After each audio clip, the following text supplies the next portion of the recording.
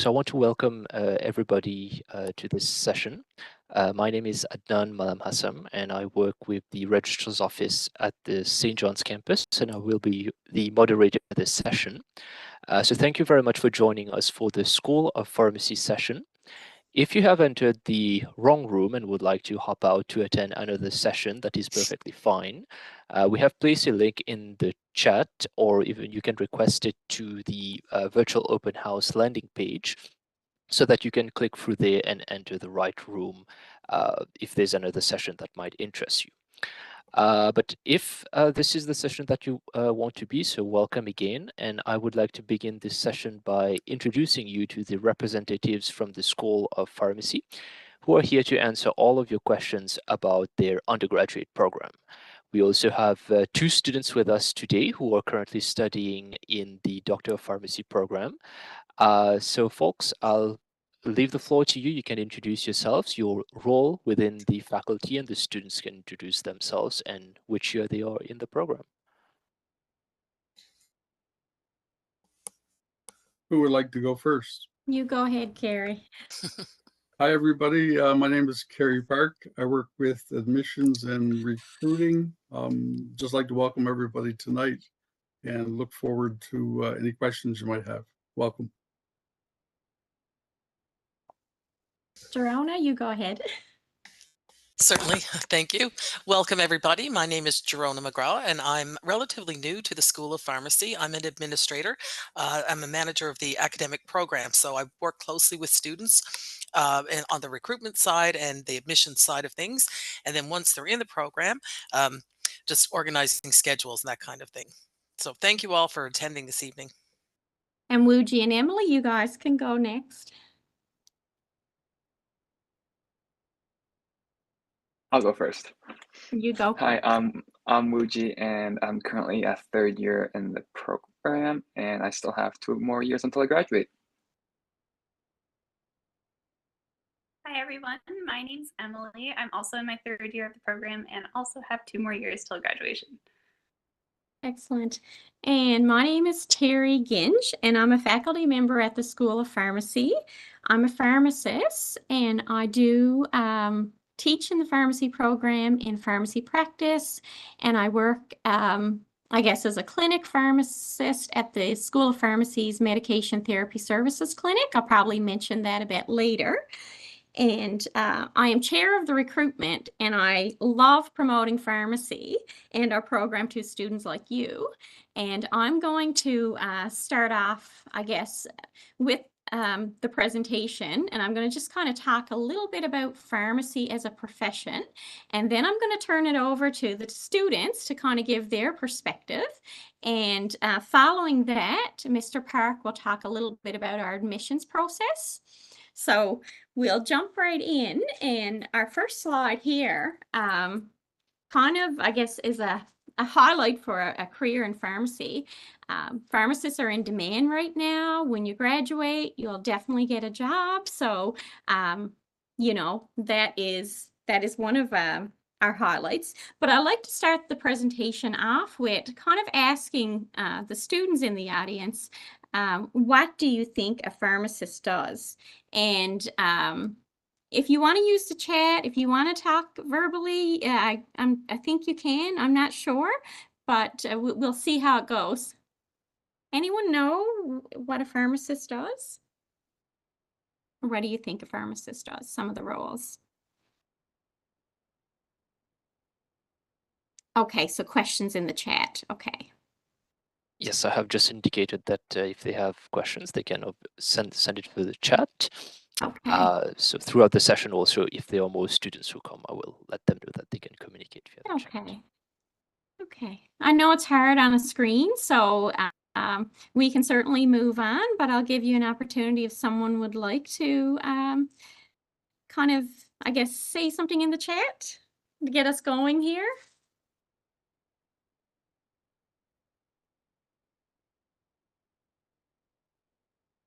Okay. So I'm just taking a look here. They prescribe medicines, drugs for patients, managed organizations for drugs and pharmacies. Excellent. That's a great kind of overall role of the pharmacist. So thank you for that. And as we go through, you might realize that the pharmacist role is a little bit maybe broader than what you originally thought. So we'll delve right into, I guess, the pharmacist role. So back, I guess, 25 years ago, pharmacists often stayed behind a counter. They had more of a technical role, so more of a dispensing of medications role. And now today, pharmacists interact with patients outside a dispensary in patient consultation rooms to help manage patients' medications.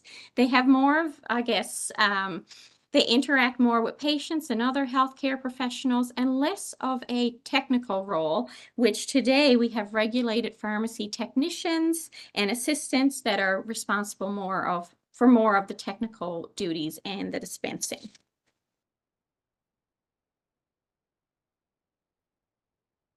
And pharmacists work in many different areas, the most common being in the community. However, many pharmacists also work in hospitals, the pharmaceutical industry, government, and in the university.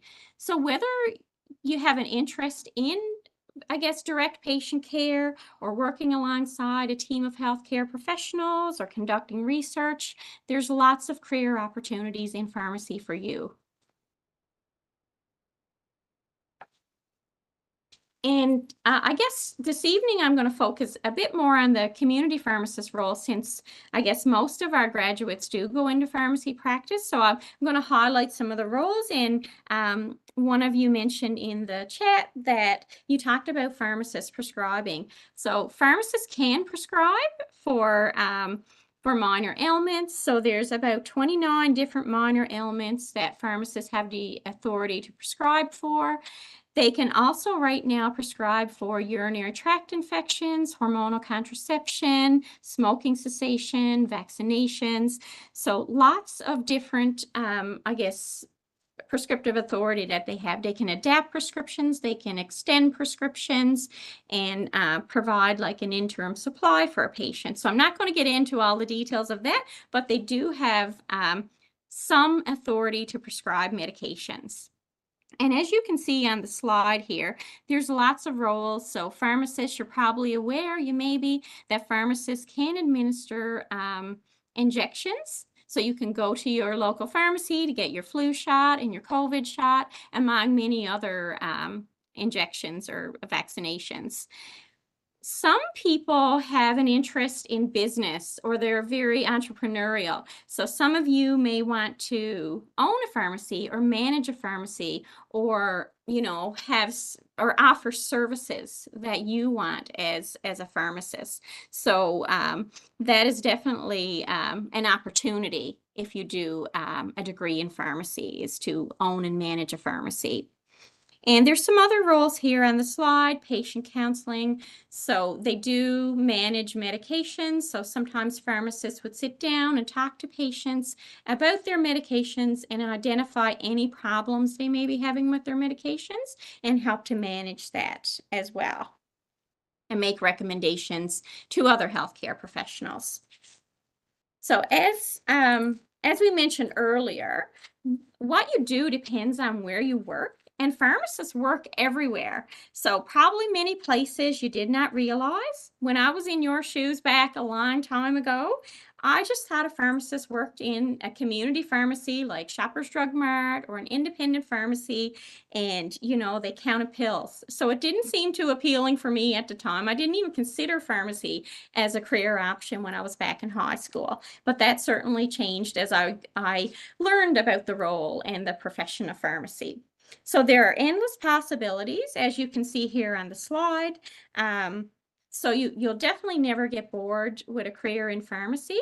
And although I didn't mention hospital pharmacy in detail tonight, I just want to highlight, I guess, hospital pharmacy practice. So many roles do overlap with a hospital pharmacist and a community pharmacist. But a lot of times hospital pharmacists will be working closely with other healthcare professionals. They will be involved with different types of medications like IV medications, chemotherapy. So that is kind of a bit of a difference between community and hospital practice. So I just kind of want to mention that because some people may be interested in hospital pharmacy as well. Okay, so this slide, I think, demonstrates that pharmacy has many, many benefits. So if you choose a career in pharmacy, there's lots of rewards. Some people may like to work full-time in a community setting. They may like to work part-time or do relief or kind of move around from store to store. They may want to kind of work in hospital, but still work a little bit in community, or do some teaching at the School of Pharmacy and primarily work in community pharmacy. So there's lots and lots of flexibility. That option is available for sure, those options. There are pharmacies everywhere and lots of opportunity to work in smaller rural areas if that interests you, or also in urban areas too. Right now, pharmacists, like I said earlier at the beginning, are really in high demand.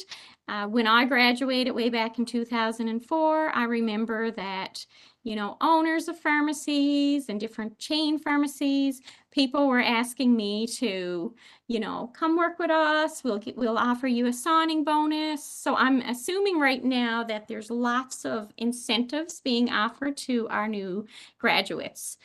So that is attractive to many people. You may get living allowance, you may get signing bonuses for working with a particular pharmacy. So something to think about for sure. There's lots of opportunities to advance. So our program is an undergraduate degree. But you can, continue on if you have an interest in research or that area of pharmacy practice. You can certainly do a master's degree or a PhD.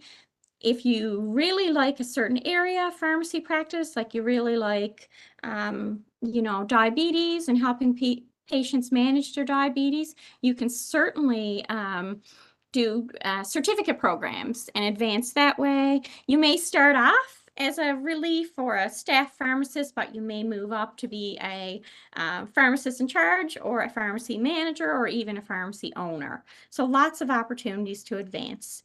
I guess the big thing for me is having an impact on patients' health. So having an active role in someone's health, developing those relationships with patients and other healthcare professionals, and the fact that you're always learning. So the continuous learning. There's always new medications, there's always new indications, there's always new roles that the pharmacist can be involved in. So it's pretty exciting in that way. It's never boring.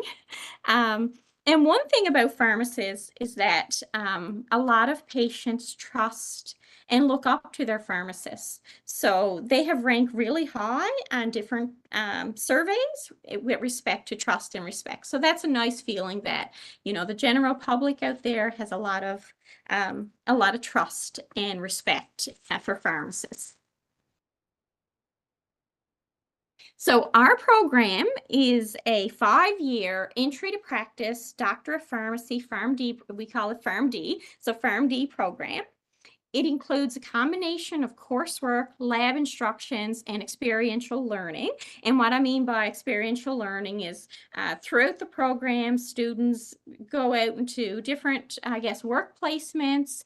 And then the final year of the program, it's all clinical or experiential learning. So there's 44 weeks starting in year 2, and then the last, in the last year of the program, there's 30 weeks of work placements. And that may be working in a hospital setting or in a primary care clinic or in a community pharmacy or doing research, all sorts of different types of, work placements for our students. And this is probably my favorite slide. So if you want to do pharmacy, if you're interested in pharmacy, we hope you choose Memorial University. We do have a high quality program with lots of individual attention. We are currently the smallest school in Canada. We're very friendly, we're very welcoming, we have an open door policy. We want to see our students succeed. We get to know our students very, very well. We're like a big family. The students all get to know each other very well, and they become super close through their 5 years in the program. We also have our own medication therapy services clinic. So this is a clinic that is pharmacist-led, and the pharmacists at the clinic see patients via appointment. And this gives our students an opportunity to actually interact and observe patients in real life before they go out into practice. And as I mentioned before, the work placements, our students can actually do a work placement at the Medication Therapy Services Clinic. And I'm a pharmacist at the MTS Clinic, like I said, and I help a lot of patients quit smoking, which is what I'm doing a lot of right now in my practice.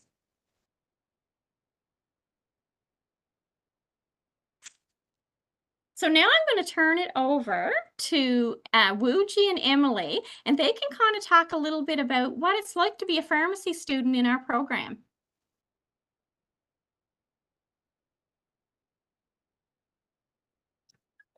Okay, so hi everybody, my name's Emily, I'm a pharmacy student. So kind of a day in the life, or probably a week in the life, because each day is kind of variable with our schedule. So oftentimes, especially in third year, we do have 6 courses in the fall semester. So we do have a couple of courses. So some of those are like pharmacology, therapy, biogenomics. So we usually go to class, but we have a lot of time like built in the program that allows us to kind of see all different sides of pharmacy too. So the new and upcoming research, the new and upcoming drugs, we get to learn about those as well. And for me as a pharmacy student as well, I work in a community pharmacy, usually on Fridays and on the weekends. Just to get some more experience and kind of build on what I'm learning and kind of reinforce the concepts I learned in school. I find that really, really helpful. And then outside of school, I'm also involved in some committees and volunteer work. So I like to volunteer at the Gathering Place on the weekends. And then I also am on a couple of school committees like NCODA, which is an oncology pharmacy student interest group. And I was also on the orientation week for the first year. So once you become a first year student, the first week of school is really, really fun because we get to introduce you to all the students and you get to become part of our family. So, yeah.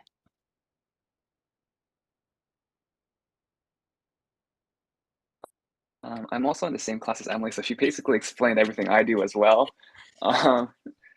Some other things I do is that I also work in research with one of our faculty members. So right now, a School of Pharmacy Research Day is coming up in the next couple of weeks. So I'm just finalizing my research poster of what I've worked on over the summer. So over the summer, I just worked on looking at our own School of Pharmacy cases to see if they match up with the demographics of Newfoundland, since most of us will end up practicing in Newfoundland after we graduate. So we're just seeing if what we're teaching in school is very representative of the population we'll see in our practice. And in my research post, I'll just be summarizing my research and then hopefully give a conclusion and maybe any recommendations to our faculty members about our current cases and our research day in the coming weeks.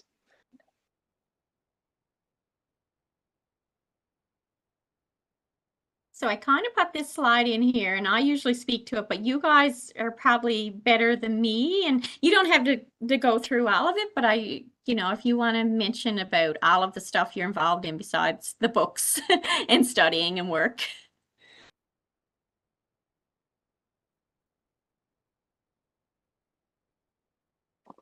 I can just talk about CAPC especially. So CAPC stands for Canadian Association of Pharmacy Students and Interns. So it's a national association that represents all pharmacy students across Canada. And I'm the current national president-elect for CAPC. So we represent over 4,000 members in Canada. And things we do is we do a lot of advocacy for our students, and we do a lot of professional learning sessions. So in January, we host a big event, which is called Professional Development Week. and this year it's held in Toronto. And it's a way for pharmacy students to gather at pharmacy faculty across Canada. So it switches every year. So this year it's in Toronto, next year it'll be in Halifax at Dalhousie, and the year after it'll be at UBC in Vancouver, etc. And this is this way for us to learn about things that aren't taught in school. So one of the speakers that's coming to PDW is talking about how AI can be integrated into pharmacy, and that's something that's not taught in our program. And some advocacy work we do is we work directly with the school sometimes to advocate for our students. So recently, we successfully advocated for the addition of Reading Week at University of Toronto. And some current projects that we're working on is to work closely with the Canadian federal government and working with the Canadian Association of Pharmacy Association, to lobby inclusion of pharmacists in the student loan forgiveness program for any pharmacists that decide to practice in rural communities, as many Newfoundland communities are mostly rural. That'll really help us, our Newfoundland graduates, later on, as they will be included in the student loan forgiveness program later on. Another thing we do is Newfoundland's Next Top Pharmacist. So that's kind of like it's kind of like a show off all your talent kind of thing. So we do a white coat walk, we do drug spelling bee, we do who can count 100 Skittles the fastest, and some fun events like that. And once you win the event, you're crowned as Newfoundland's Next Top Pharmacist. And after you win the Newfoundland's Next Top Pharmacist, you have an opportunity to go to Professional Development Week in Toronto with us and compete against other winners across other provinces to hopefully win the title of Canada's Next Top Pharmacist. And I'll get Melanie to speak on some other topics if she'd like as well. Yeah, so like I mentioned before, I'm the president-elect of NCODA, which is an oncology pharmacy student interest group. So oftentimes we hold lunch and learns with some pharmacists from NL Health Services that come in to talk about like what their role is, how they manage toxicities, specifically for chemotherapy and with for individuals who are undergoing cancer care.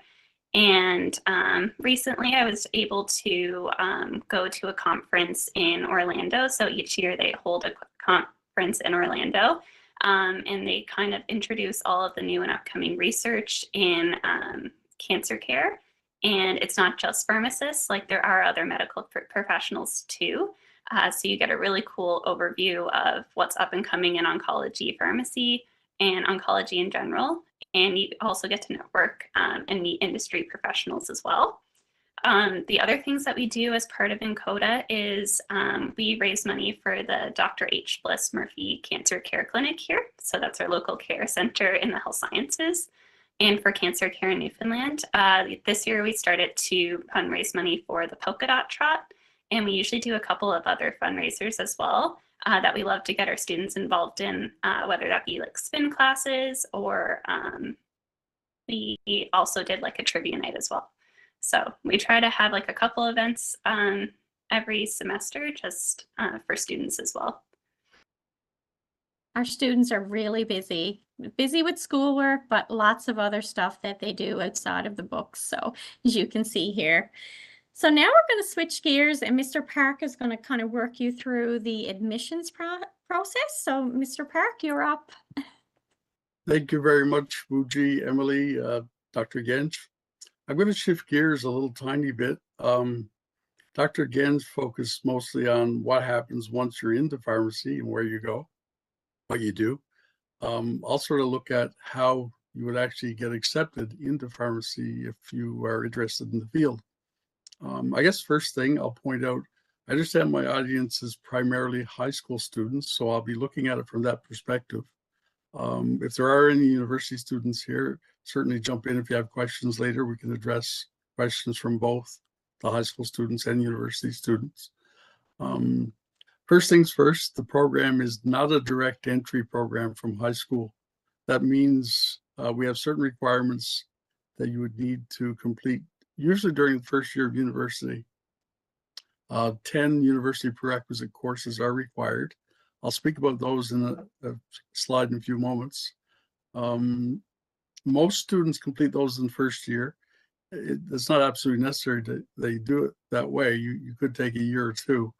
But one important thing to keep in mind is you must also complete at least one semester where you carry a full course load of 5 or more courses.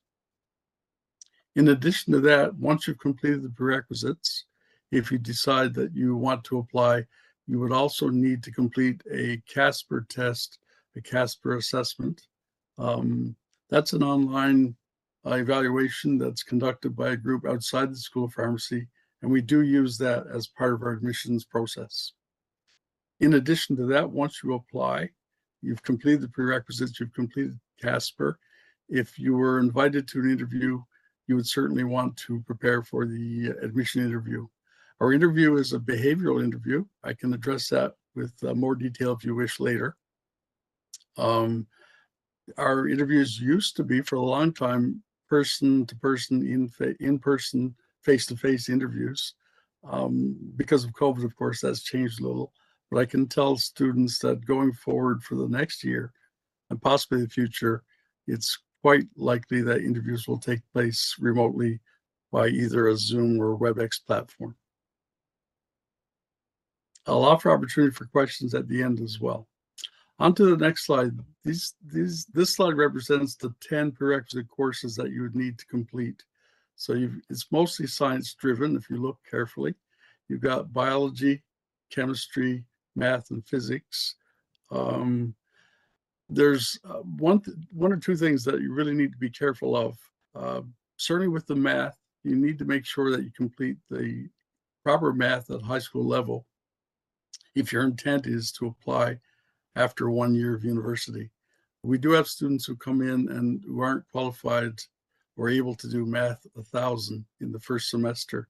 So that will really throw a bit of a monkey wrench. It's not insurmountable, but it will require that they take another year before they can actually apply. Also, if you look at the bottom there, the physics, there's 4 courses listed, and you can do a little bit of mixing or matching with the physics depending on your performance. In essence, when I'm explaining this to students, I tell them, as long as you do it, one of the physics that ends in a 0 and one that ends in a 1, you'll be safe. But you could either do 1020, 1021, fall, winter semesters. You could do 1050, 1051, fall and winter semesters, or you can mix and match. For instance, a student could do 1020. If they achieved a high enough grade in the next semester, they could do 1051. It wouldn't be automatic. It would depend on the grade, though, in 1020. You could also have a situation where a student chose to do 1050 in September or the fall semester, and then opted to do 1021 in the winter semester. There's another little exception with regards to English. If you attend MUN to do the prerequisite courses, you do have a little bit of a choice. You can complete one English course, the first year usually, English course in September. And then if for whatever reason English is not your thing, you could also choose to complete, instead of the second English, a MUN critical reading and writing course. That's one that draws a lot of questions. So if you need clarification on that one, certainly reach out at the end of the session. We'll be pleased to answer your questions. We also have some non-academic requirements. The CASPER assessment I alluded to earlier is an online situational judgment test. Once you apply for pharmacy, you'll be prompted really to sign up for, and we've posted the website there. You would sign up to Acuity Insights and book an appointment time. There's usually between 6 and 8 opportunities to write the CASPER assessment. They provide a fair bit of information as well, including an applicant information webinar and also some practice to take the test, and just to ensure that you are prepared. We do use CASPER as part of the non-academic requirements when we're selecting students for interviews. When it gets down to the nitty-gritty and we actually make offers of admission, it's wise to know that there's a combination of both academics and the behavioral interview I spoke about. Your academic score, I'll explain in a second how that works, would be worth 65% of your overall score. The interview, the behavioral interview, would be scored at 35%. We use a score called academic score to determine where a student would rank academically, if you like. For a first-year student, the academic score often is just their average at the end of the semester.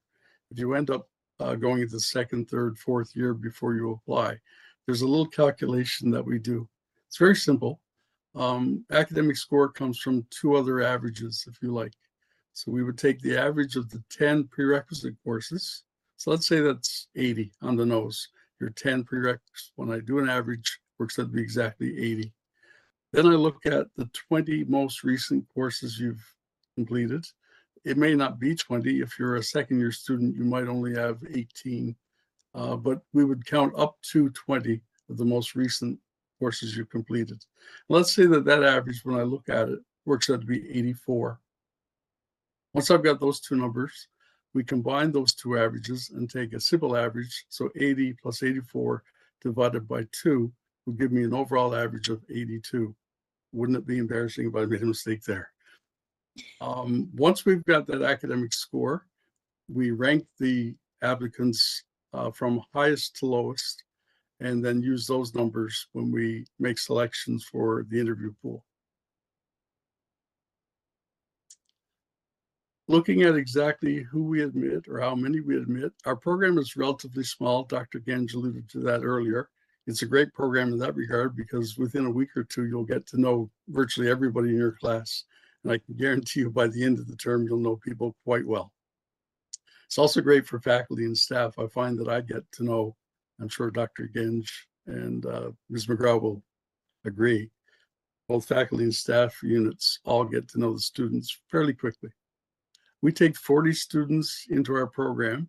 Of those 40, 35 students are residents of the province with 1 seat reserved for eligible Indigenous applicants. In addition to that, we take 5 Canadian or international students. In essence, our pools are 2, Newfoundland residents of the province and anybody outside the province. The deadline for applying is February 1st each year, which always leads to another question. How can I apply in my first year if I don't have the courses completed by February 1st? I guess what you need to understand there is we offer applicants the opportunity to complete the courses by April the 30th. We really park your application until the end of the winter semester, and then we'll go back, have a look. So even though the deadline February 1st, you do have until the end of April to complete the courses. You must apply though by February 1st. And really that's about it. There's a few other things that I'm sure can come up, but as Dr. Genge mentioned, pharmacy is certainly a very bright and challenging profession. I'm sure it would be a dream job. Keep us in mind and certainly fire away if you have any questions. I'll turn it back to Dr. Genge, and I'm not sure who's going to moderate the questions, but we'll be happy to answer. Thank you. Thank you, Mr. Park. As Mr. Park said, we look forward to any questions you may have.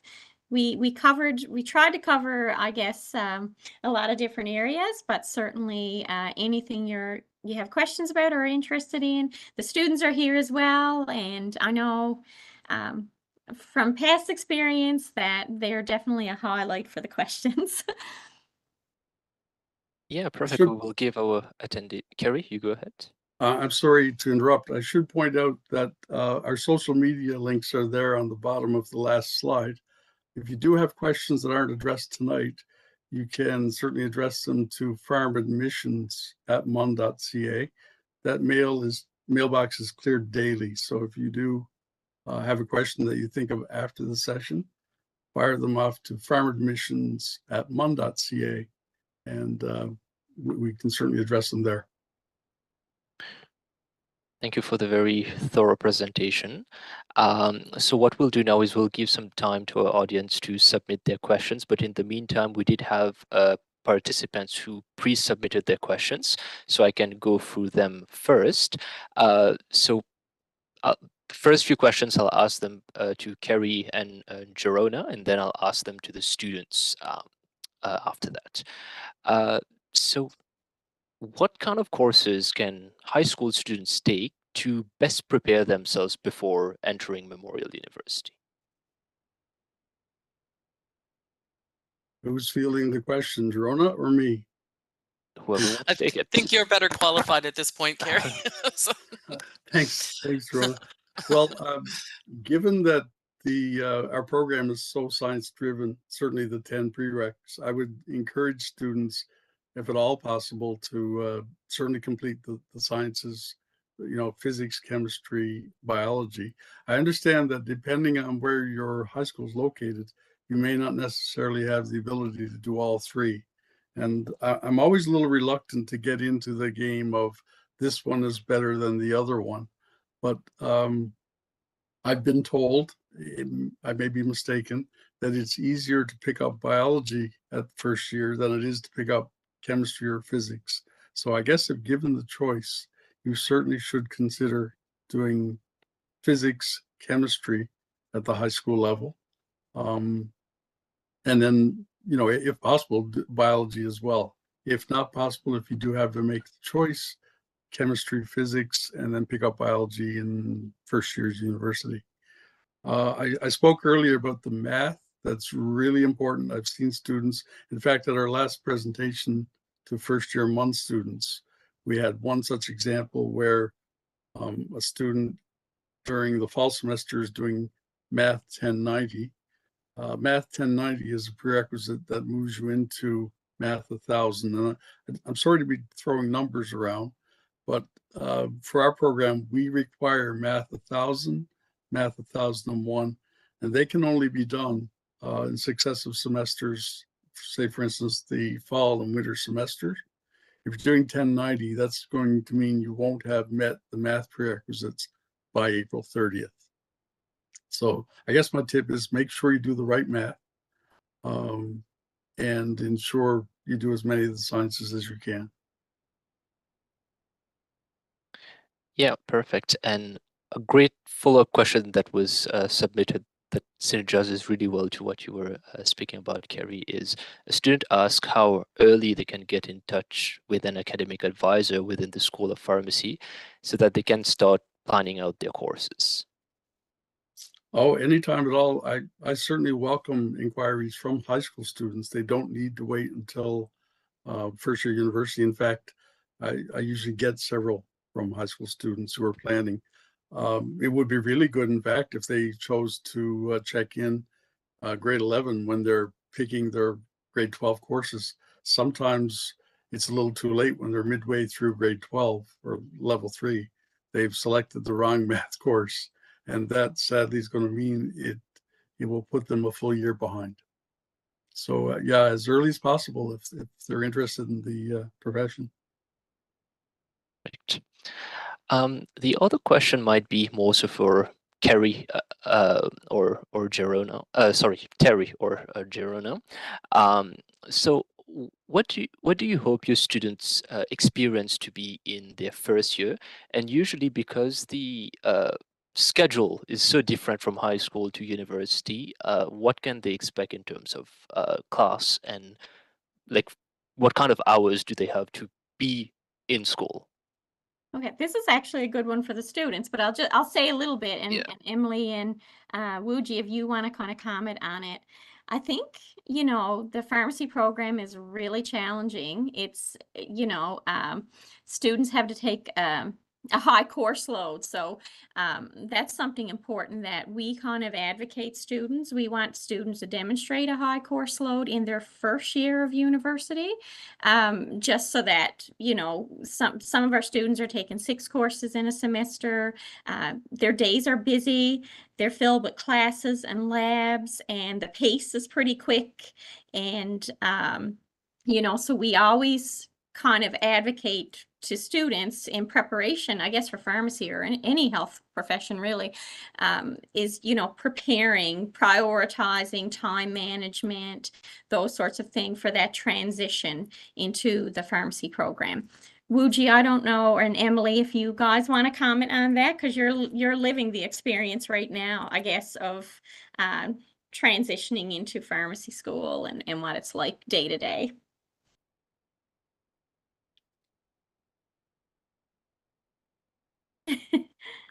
Yeah, so I think the course load is definitely an adjustment. So even from first year into pharmacy school, there's definitely high expectations. You know, at the end of the program, you are going to be a pharmacist. You are going to be responsible for ensuring the health and safety of your coworkers, but definitely as well, like your patients. You want to make sure that you are very knowledgeable and that you understand the material. So there is definitely that responsibility that's added to your learning as well.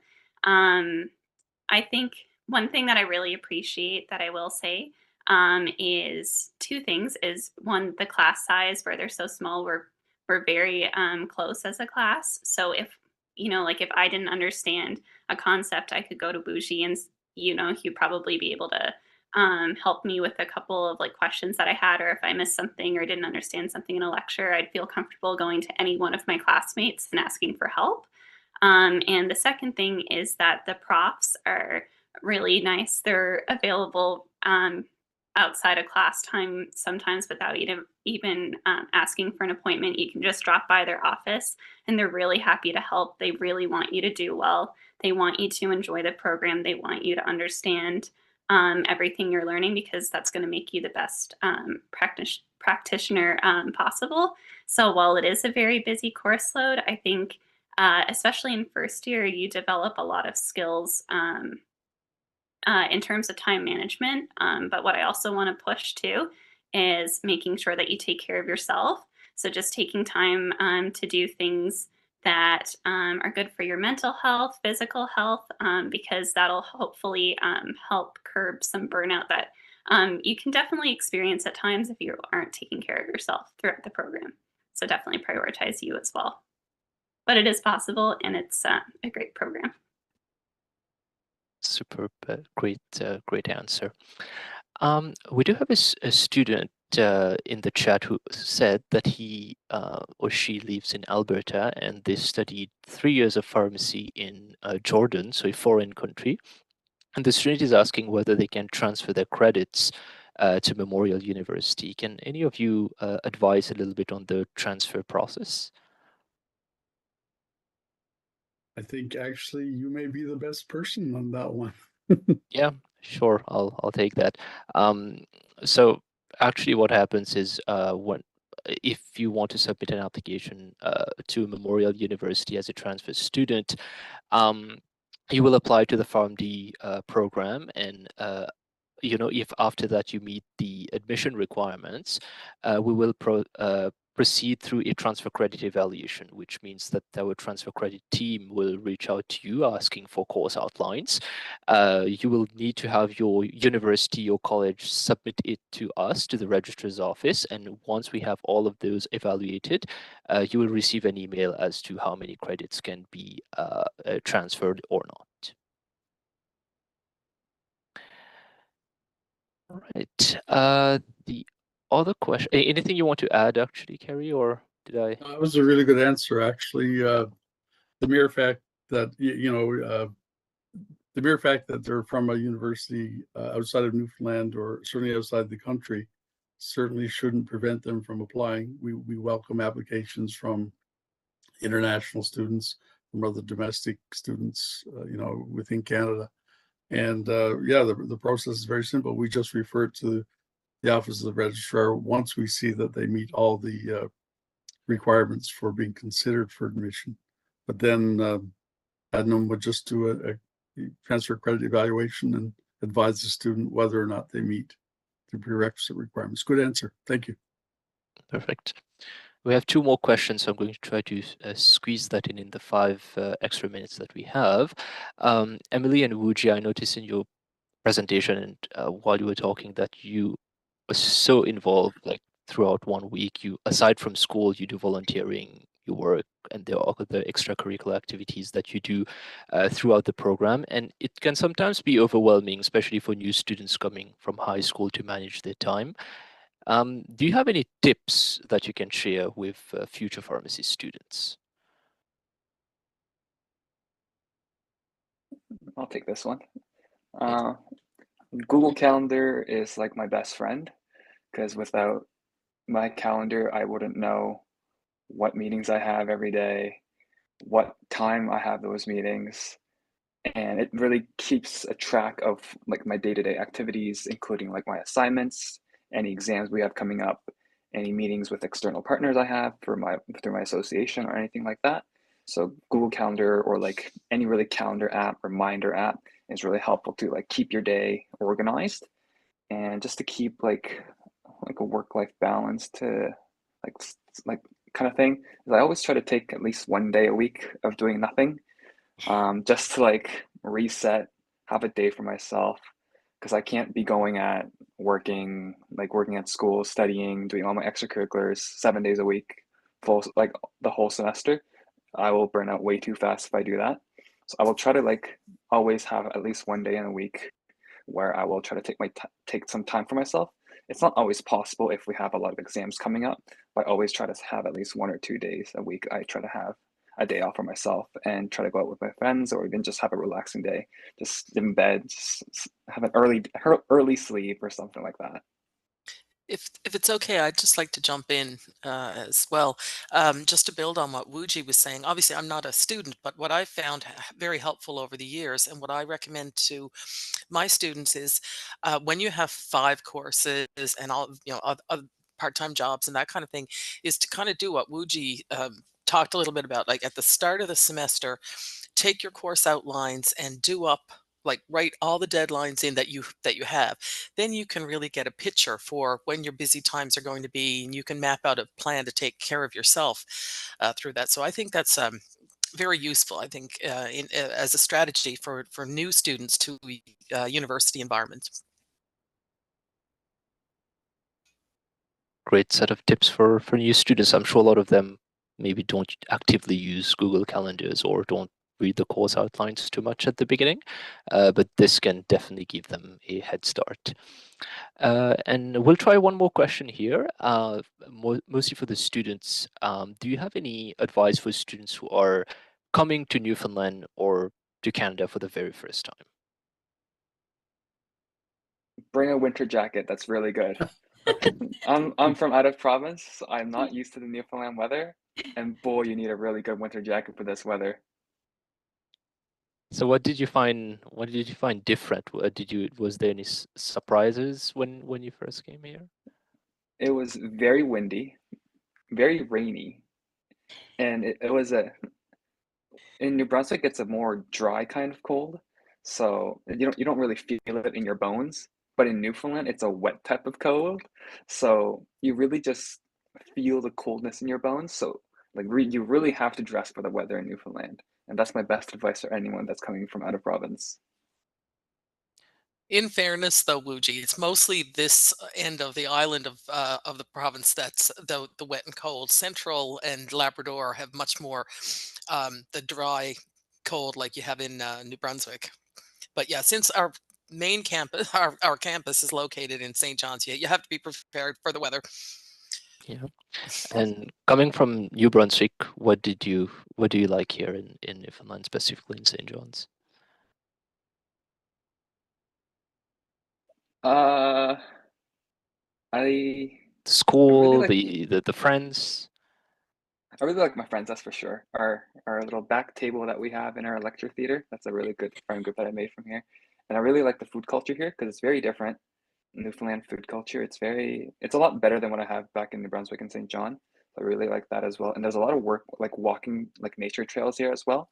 So if you really like nature and if you like walking, just to clear your mind or just for exercise and things like that, it's really good for you as well, just for your health and stuff like that. Just all the walking trails that are available here.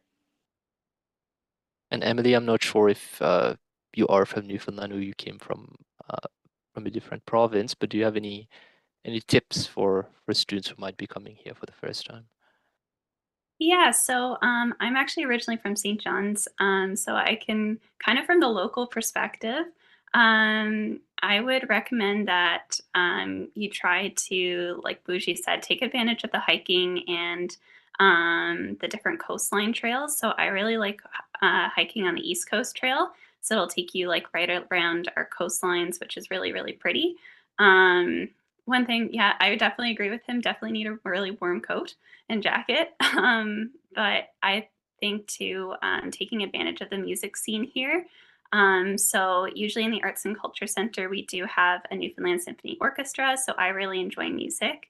So if you're really interested in like classical music, you can check some of those shows out throughout the semester as like one of your like nights out. And usually there's some local musicians playing a couple of different nights a week. So just going down to like listen to them, exploring some local shops, just sometimes even a 30-minute drive out from the city on the highway will bring you to a more rural part of the island. So you can see just like the different, like just different small communities, and they have really awesome food. And if it's your first time in Newfoundland, you can do something called a screech-in. So it's a traditional, it kind of welcomes you as an honorary Newfoundlander. So there's a bunch of different businesses that'll do a screech-in for you too, to invite you and welcome you to our province. And I'd also say too, when you first get into pharmacy school, there's an orientation week. So as part of the committee, we usually do a like an orientation day for the new students. So show them around, show them where their classes are. We'll answer any questions that they have and have a motivational speaker. And we'll usually do a bowling night, which will introduce them to all of the upper year students, as well as have a couple of lunch and learns from different companies, and also have something called P Day, which is like a little celebration before we start and get really busy into the semester. Perfect. I feel I want to be a new student again as well after what you've said. Yeah. With only a few minutes left, I just want to give the opportunity to the representatives from the School of Pharmacy to give any closing remarks that they feel might be helpful for future students. I'll leave the floor open to you. I guess I just want to thank you all for attending tonight. If you're interested in pharmacy, we encourage you to reach out to us. Like Emily and Muji mentioned, we are a friendly bunch, and I even take students if they're interested and they want to come and chat with me, if they want to come into my lab and take a look around, like we do have those options available. So don't hesitate to reach out early, as Carrie mentioned earlier, and I wish you all the best of luck in your future studies. So thanks for everything and for attending tonight. Yes, thanks so much, everybody. Good luck in your career choices. And I think as well, just a final thought. I was speaking with a couple of people the other day about, we'd be happy to offer tours if anybody was living in St. John's or visiting St. John's. We'd be happy to organize something for you. Awesome. So if nobody else have any closing remarks, I will close this session by again thanking everyone for joining this session for the School of Pharmacy. The remainder of the sessions tonight are for the Faculty of Humanities and Social Sciences, the Faculty of Nursing, and for social work as well. Please navigate back to the landing page for the event to join the next session. However, if you would like to join the one hosted by the School of Social Work, you can just stay in this room and they will start in about 5 minutes. This is also the final night of the virtual open house. If there were any sessions that occurred over the 3 nights that you were unable to attend, we will upload those videos on our webpage. So all of them will be available within a few days, so you can watch them again. So you take care. And again, as the representative said, if you have any questions, do not hesitate to reach out to us at any point in time. All right, folks, have a good evening.